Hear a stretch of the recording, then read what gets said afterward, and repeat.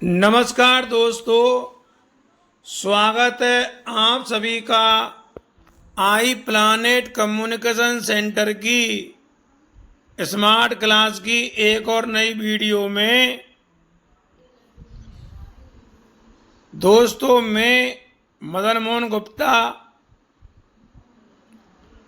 आज आपको इस वीडियो के माध्यम से एक्सप्लोरिंग यूर कंप्यूटर अर्थात अपने कंप्यूटर को जाने लेसन के अंतर्गत ऑपरेटिंग सिस्टम के बारे में बताने जा रहा हूं। ये एक्सप्लोरिंग यूर कंप्यूटर लेसन की पहली वीडियो है जो आप सभी के लिए बहुत ही खास होगी। और दोस्तों, अगर आप हमारे चैनल पर नए हैं तो आप हमारे चैनल को लाइक और सब्सक्राइब अवश्य करें और इस वीडियो को आप पूरे तरह से देखें, इसे बिल्कुल भी स्किप ना करें। तो चलिए शुरू करते हैं। Operating system. ऑपरेटिंग सिस्टम एक प्रोग्राम है जो कंप्यूटर हार्डवेयर और कंप्यूटर यूजर के बीच में मध्यस्थता का कार्य करता है। क्या करता है ये? कंप्यूटर हार्डवेयर और कंप्यूटर यूजर के बीच मध्यस्थता का कार्य करता है। ऑपरेटिंग सिस्टम बहुत दक्षता में सरलता के साथ एप्लीकेशन प्रोग्राम्स को मैनेज करता है। जो भी एप्लीकेशन प्रोग्राम है, चाहे वो MS वर्ड है, MS एक्सेल है, MS पावर पॉइंट है, इंटरनेट है, तो उन सभी को ये सरलता के साथ मैनेज करता है। ऑपरेटिंग सिस्टम यूजर प्रोग्राम को एग्जीक्यूट करके यूजर की प्रॉब्लम को आसानी से हल भी कर देता है। यानी हमारी जो प्रॉब्लम है अर्थात यूजर की जो भी प्रॉब्लम है उसको ये आसानी से हल कर देता है। या एग्जीक्यूट का मतलब होता है किसी चीज को पूरी तरह से कार्यान्वित करना। ऑपरेटिंग सिस्टम जो है एक सिस्टम सॉफ्टवेयर है। यहां मैं आपको एक बात बताना चाहूंगा कि सॉफ्टवेयर दो प्रकार के होते हैं, एक सिस्टम सॉफ्टवेयर और एक एप्लीकेशन सॉफ्टवेयर। और इनके बारे में मैं आपको पिछली वीडियो में पढ़ा चुका हूं। तो ऑपरेटिंग सिस्टम जो है एक सिस्टम सॉफ्टवेयर है जो कंप्यूटर को कार्य करने योग्य बनाता है। क्या बनाता है ये? कंप्यूटर को कार्य करने योग्य। यह हमारे द्वारा प्रयोग में लिए जाने वाले सभी प्रोग्रामों को चलाने में सहयोग करता है। यानी हम जो प्रयोग में हमारे द्वारा जो भी प्रोग्राम लिए जाते हैं तो उनको ये चलाने में सहयोग करता है, मदद करता है। ऑपरेटिंग सिस्टम हार्डवेयर को ऑर्गेनाइज और कंट्रोल भी करता है। हार्डवेयर और सॉफ्टवेयर के बारे में भी मैं आपको पिछली वीडियो में बता चुका हूं। अगर आपको वो वीडियो देखनी है तो आप हमें कमेंट बॉक्स में लिखें।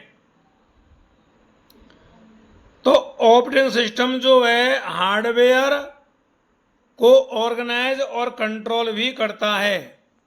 और देखिए, बिना ऑपरेटिंग सिस्टम के कोई भी कंप्यूटिंग डिवाइस काम नहीं कर सकती। यानी कोई भी कंप्यूटिंग डिवाइस है वो ऑपरेटिंग सिस्टम के बिना काम नहीं करेगी। अतः ऑपरेटिंग सिस्टम जो है कई डिवाइसों के लिए जरूरी है। जैसे कंप्यूटर के लिए ज़रूरी है, मोबाइल डिवाइस की ज़रूरी है, और वीडियो गेम जो हैं इनके लिए ज़रूरी है, और सुपर कंप्यूटर इसके लिए भी ज़रूरी है। आगे देखिए, डेस्कटॉप ऑपरेटिंग सिस्टम के कुछ उदाहरण यहाँ पर दिए जा रहे हैं, जिनमें सबसे मेन है माइक्रोसॉफ्ट विंडो। जब भी आप कंप्यूटर बाजार से खरीदते हो तो सबसे पहले आप कंप्यूटर में क्या डलवाते हो? Window, Microsoft window. विंडो क्या है? एक ऑपरेटिंग सिस्टम है। मैक ओएस, लिनक्स, यूनिक्स इत्यादि ये डेस्कटॉप ऑपरेटिंग सिस्टम के उदाहरण हैं।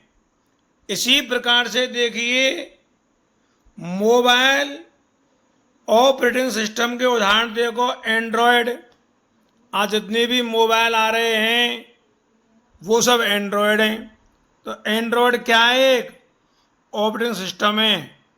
विंडो, आईओएस और सिम्बियन, ये जो हैं ये मोबाइल के क्या हैं? Operating system.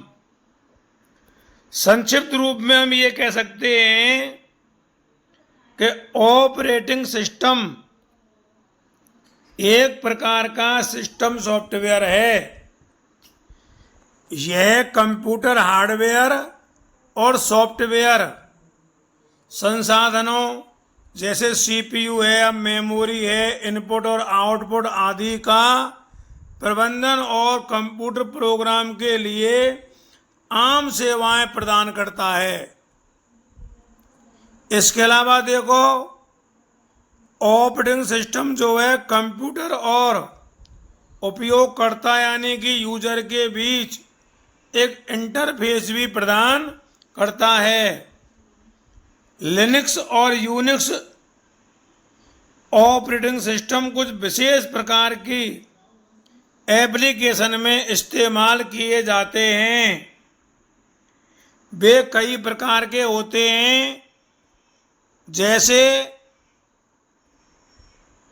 Embedded, distributed, real time आदि। अब हम पढ़ने जा रहे हैं ऑपरेटिंग सिस्टम से संबंधित महत्वपूर्ण बिंदु। तो उनमें देखिए, पहला बिंदु, ऑपरेटिंग सिस्टम विशेष प्रकार के प्रोग्रामों का समूह है। ये क्या है? विशेष प्रकार के जो प्रोग्राम हैं उनका समूह है, जो कंप्यूटर के विभिन्न रिसोर्सेज को मैनेज करने हेतु एवं कंप्यूटर सिस्टम के सभी ऑपरेशंस को एग्जीक्यूट करने हेतु प्रयुक्त होता है। यूजर की समस्याओं को कंप्यूटर तक पहुंचाने का कार्य भी ऑपरेटिंग सिस्टम करता है। अगला बिंदु देखिए, ऑपरेटिंग सिस्टम जो है ये यूजर हार्डवेयर एवं एप्लीकेशन सॉफ्टवेयर के बीच कड़ी, ब्रिज, सेतु या पुल के रूप में कार्य करता है। आपने पुल देखा होगा, सेतु जिसको कहते हैं, ब्रिज कहते हैं, या आपने कड़ी देखी होगी, चेन जिसको बोलते हैं हम। तो जिस तरह वो एक दूसरे से जुड़ी होती हैं, उसी प्रकार से ऑपरेटिंग सिस्टम जो है ये यूजर के बीच हार्डवेयर और एप्लीकेशन सॉफ्टवेयर के मध्य में एक पुल के रूप में कार्य करता है। अगला देखिए, ऑपरेटिंग सिस्टम यूजर के दिए निर्देश एवं डाटा को मशीनी भाषा में बदलता है। ये क्या करता है कि यूजर द्वारा जो भी निर्देश दिए जाते हैं एवं डाटा जो इनपुट किया जाता है उसको ये मशीनी भाषा में बदलता है और प्रोसेस के पश्चात परिणाम को पुनः यूजर के समझने योग्य भाषा में बदलता है। ये कार्य ऑपरेटिंग सिस्टम का है। अगला देखिए, कंप्यूटर सिस्टम में किसी भी कार्य को करने से पहले, आप खूब जानते हैं, जब भी आप मार्केट में गए होंगे और आपने कोई नया सिस्टम खरीदा होगा, परचेज किया होगा, तो सबसे पहले आपने उस कंप्यूटर में क्या डलवाया होगा? विंडो। वो विंडो क्या है? ऑपरेटिंग सिस्टम है। तो कंप्यूटर सिस्टम में किसी भी कार्य को करने से पहले कंप्यूटर सिस्टम की मेमोरी में ऑपरेटिंग सिस्टम का होना अत्यंत आवश्यक है। अब जब तक कंप्यूटर सिस्टम की मेमोरी में ऑपरेटिंग सिस्टम नहीं होगा तब तक कोई भी कंप्यूटिंग डिवाइस काम नहीं करेगी, वो कंप्यूटर भी काम नहीं करेगा। आगे देखिए, ऑपरेटिंग सिस्टम द्वारा यह नियंत्रण एवं प्रबंधन किया जाता है कि कंप्यूटर सिस्टम के उपकरणों से किस प्रकार कार्य करवाना है और यह एप्लीकेशन सॉफ्टवेयर को चलाने हेतु प्लेटफॉर्म भी उपलब्ध करवाता है। यानी कि ऑपरेटिंग सिस्टम के द्वारा ये भी नियंत्रित या प्रबंधित किया जाता है कि जो कंप्यूटर सिस्टम के उपकरण हैं तो उनसे कार्य किस प्रकार से करवाना है और ये एप्लीकेशन सॉफ्टवेयर को चलाने हेतु प्लेटफॉर्म भी उपलब्ध करवाता है। MS Word, Excel, PowerPoint जो हैं ये एप्लीकेशन सॉफ्टवेयर ही हैं। अब देखिए, कंप्यूटर सिस्टम की संरचना में 3 लेयर होती है। यानी कंप्यूटर सिस्टम जो है उसकी हम संरचना करें तो उसमें 3 लेयर हैं, 3 कड़ी हैं। पहला है हार्डवेयर, दूसरा है सिस्टम सॉफ्टवेयर और तीसरा है एप्लीकेशन सॉफ्टवेयर। अब हम एक एक के बारे में पढ़ते हैं। सबसे पहले पढ़ते हैं हम हार्डवेयर के बारे में।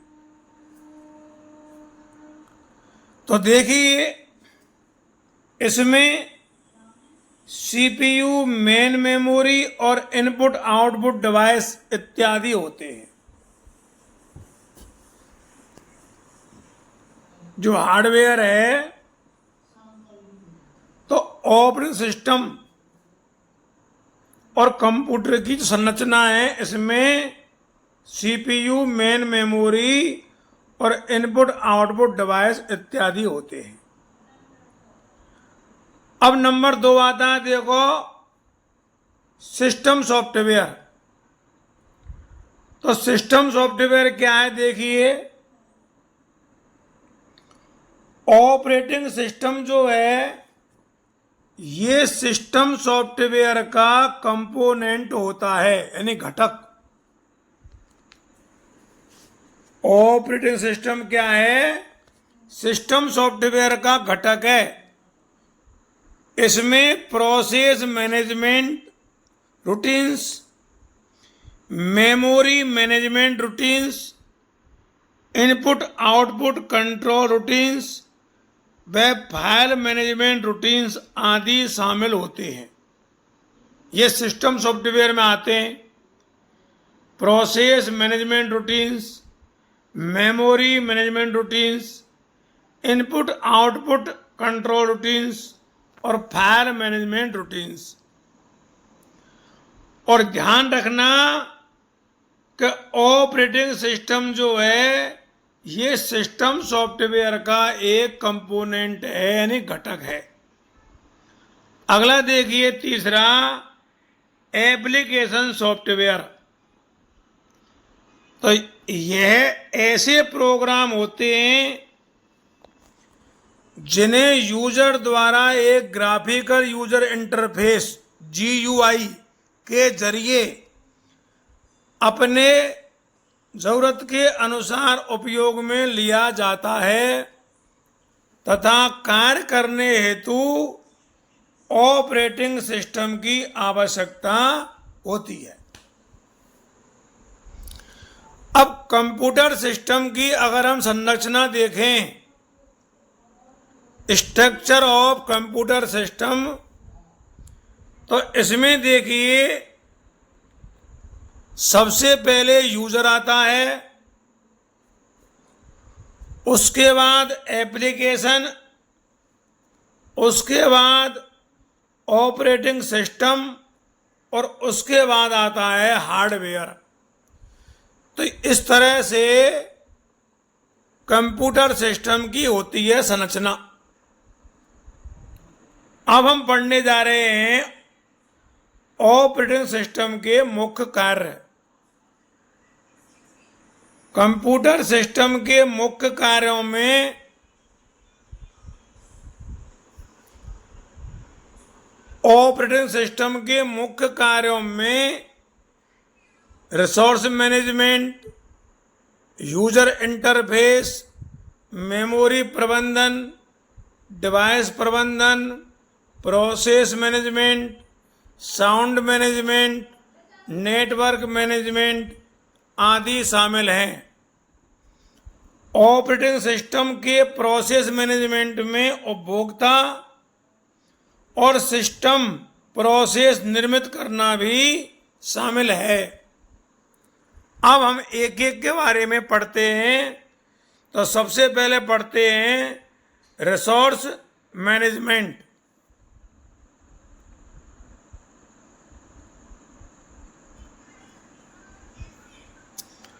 यह कंप्यूटर के लिए सभी साधन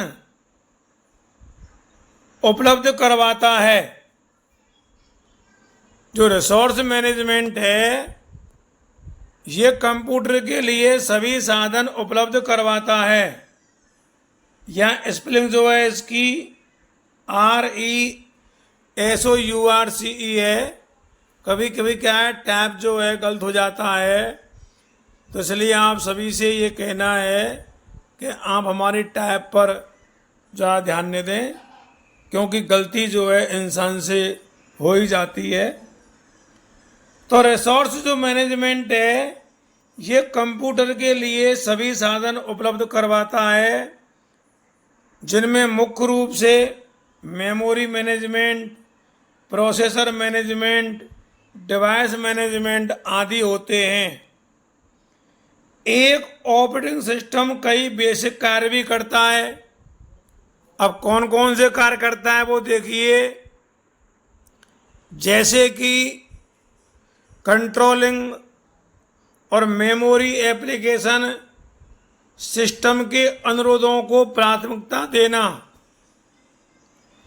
इनपुट आउटपुट डिवाइस को कंट्रोल करना, नेटवर्किंग को सुगम बनाना और फाइल सिस्टम को प्रबंधित करने की सुविधा प्रदान करना, हार्डवेयर और सॉफ्टवेयर की शेयरिंग की अनुमति देना, एप्लीकेशन सॉफ्टवेयर को पोर्टेबल और बहुमुखी बनाना, यूजर के प्रोग्रामों के बीच सुरक्षा और संरक्षण प्रदान करना। तो ये सभी जो बेसिक कार्य हैं, इनको करता है कौन?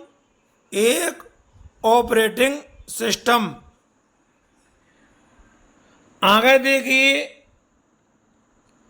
एरर को ढूंढना, कोई भी एरर आए काम करने के समय, फॉल्ट को कम करना, री कॉन्फ़िगर करना, अर्थात किसी भी चीज को फिर से व्यवस्थित करना, तो ये सारे कार्य जो है ऑपरेटिंग सिस्टम करता है। अगला देखिए, एप्लीकेशन और यूजर के बीच इंटरफेस, जिसको हम बोलते हैं यूजर इंटरफेस। तो कंप्यूटर एवं यूजर के मध्य संपर्क स्थापित करने के लिए ऑपरेटिंग सिस्टम दो प्रकार के इंटरफेस अर्थात संपर्क उपलब्ध करवाता है। अब दो प्रकार के कौन कौन से?